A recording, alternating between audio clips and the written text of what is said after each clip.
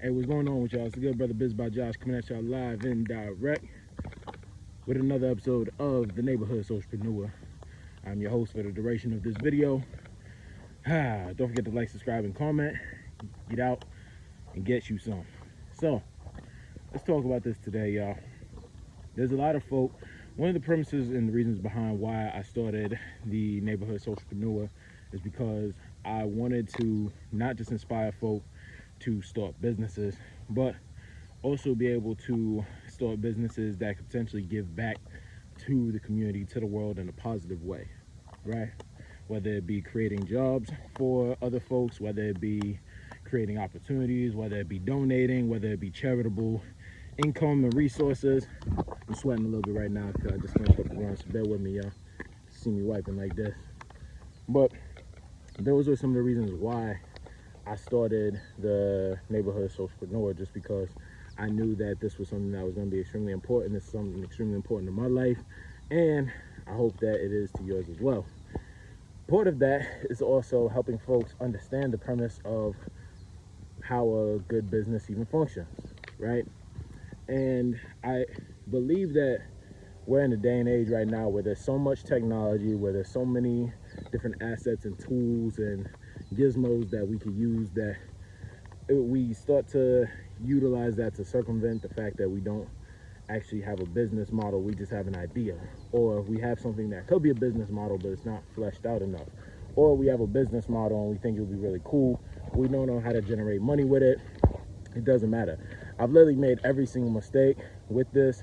I invested about 45,000 into like my first business, like my first adult business, and completely blew it because I did not understand what I'm about to share with y'all today. And pretty much every other business prior to this, one of these components was missing because one of these components was missing. And if all three of these components aren't actually in alignment with your business, then you're going to struggle.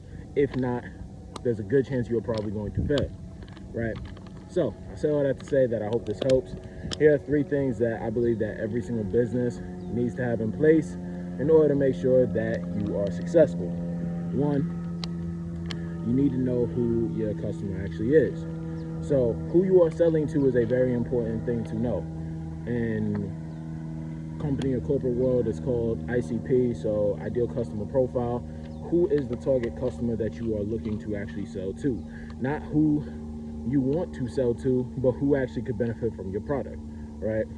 You know, if I'm selling diapers, chances are new parents are going to be the folks who are going to be buying my diaper, or like buying like diapers, right? Or, you know, if I'm selling school supplies, chances are it's going to be kids buying it or parents buying stuff for their kids.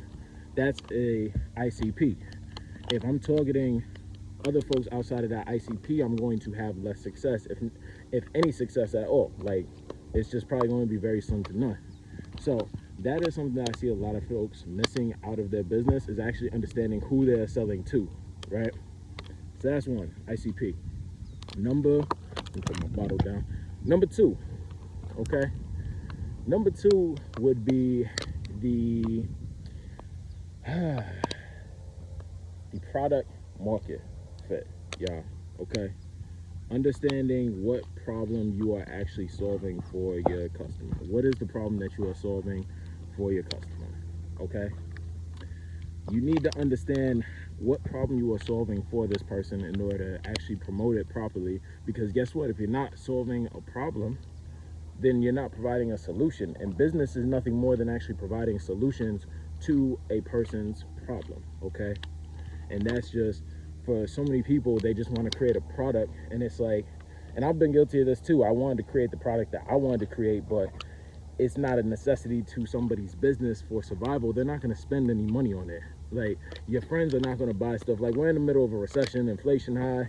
Even with the market right now going up, people still don't have a whole bunch of money to be spending like that. So it needs to be something that is necessary to the actual functionality of somebody's business. So product market fit, understanding what problem you are solving for your customer and consumer.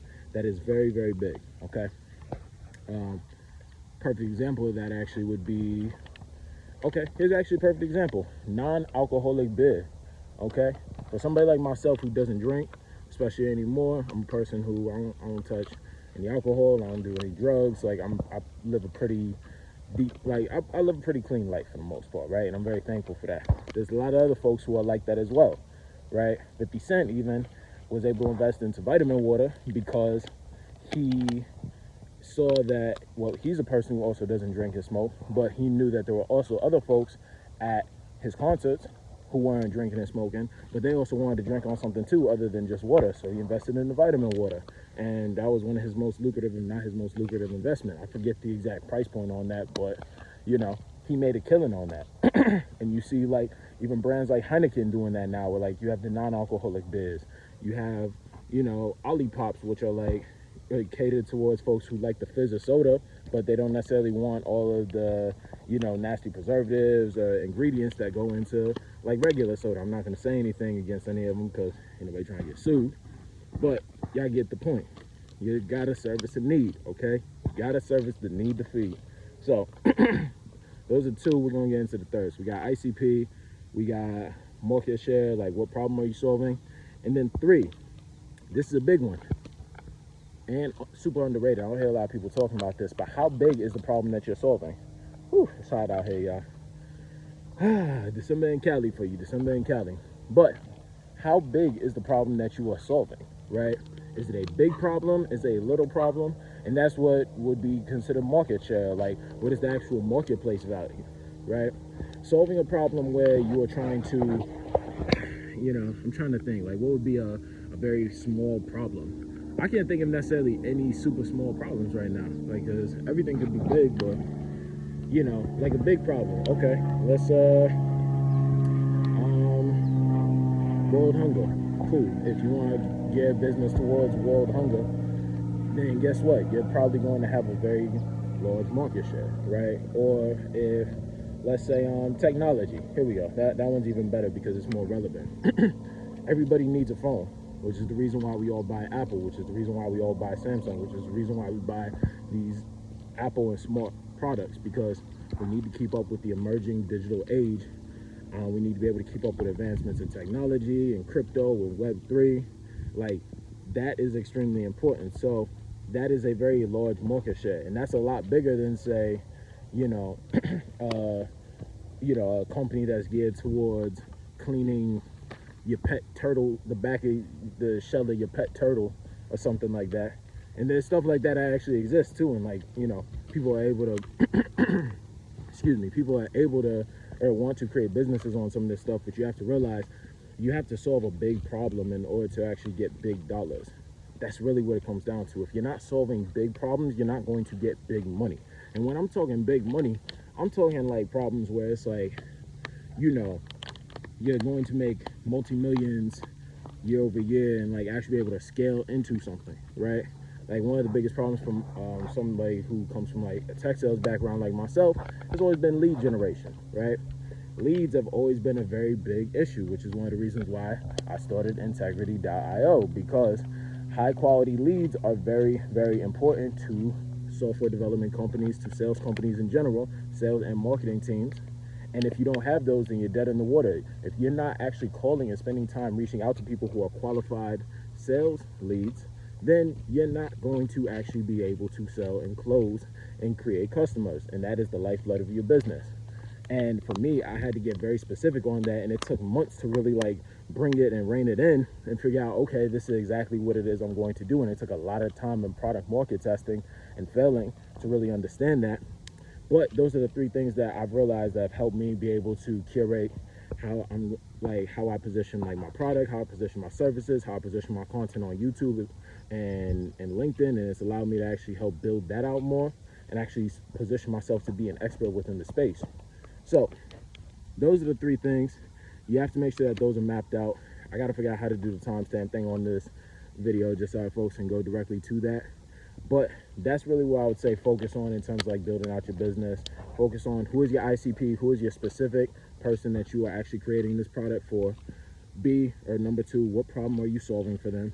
And three, how big is the problem that you are solving for them? Until you can answer those three questions, I would not recommend starting a business, because then guess what?